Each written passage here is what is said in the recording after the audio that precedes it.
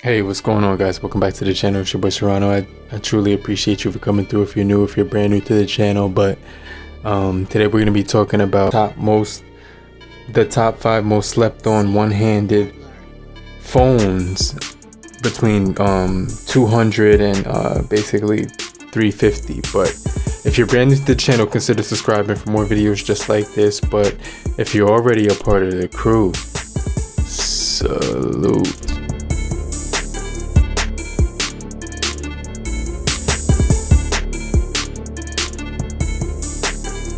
So the first one we're going to be taking a look at is the Blackberry KeyOne, and this is probably one of my favorite devices of all time when it comes to one-handed devices. But this is going to have that leather back material on the back of here, which is going to be extremely solid on here. We also do have a 12 megapixel IMX378 exomer camera with a nice lens on here, dual LEDs as well, Blackberry logo, this nice rubber grip like material, which is going to be very good in the hand. You also do get aluminum sides as well. 433 for the PPI, very high density display, 1080 by 1620 on here, touch capacitive screen, but you also do get those keys on here, so it might slow down, it might have some slowdowns.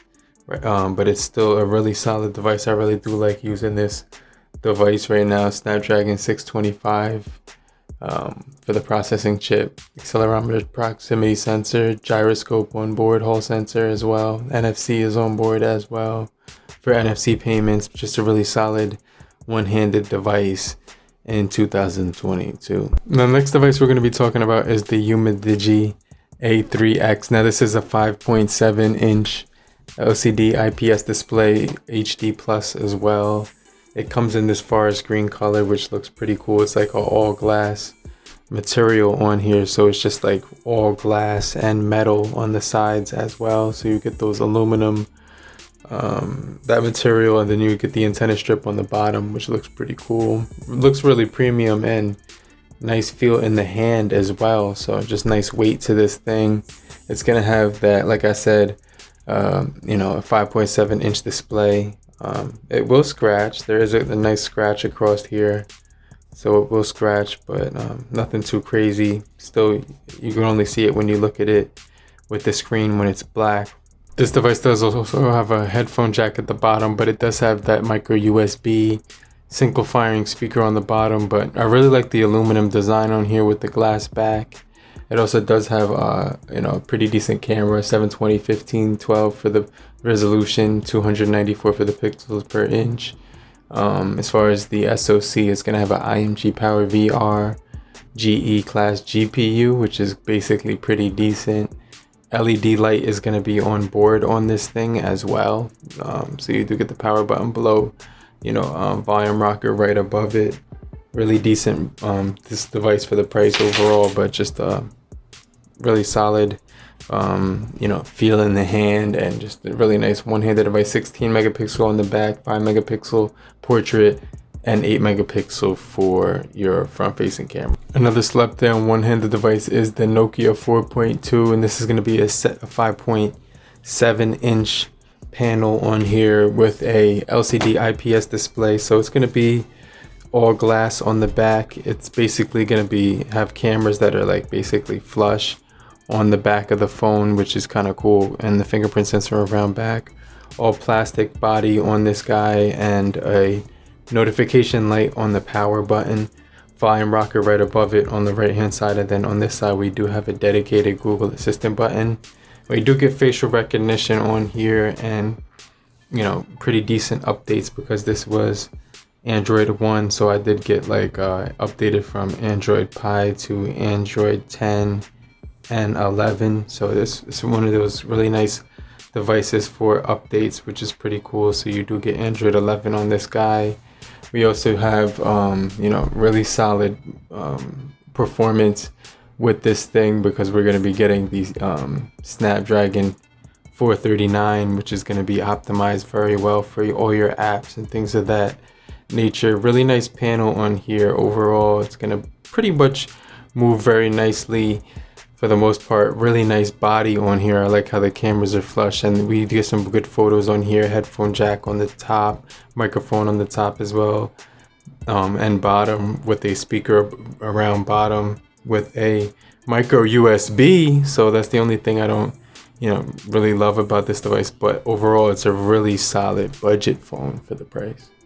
We're also getting a 13 megapixel main camera, 2 megapixel secondary, and a 8 megapixel on the front with a dewdrop notch, and 720 display, which is going to be pretty decent as well. Now the next device that we're going to be talking about is the Blu X6, the Blu Vivo X6 with a 6.1 inch HD plus display, curved glass. It's going to have a nice rugged case, removable battery on here, so you can actually remove the back and take out the battery, which is kind of cool because it's gonna come off, and then you can get access to your SD card, your 2 SIM card slots as well on the back of here. A glossy material on the back of this device, but really good weight, quick charge, 10 watts when it comes to the charging.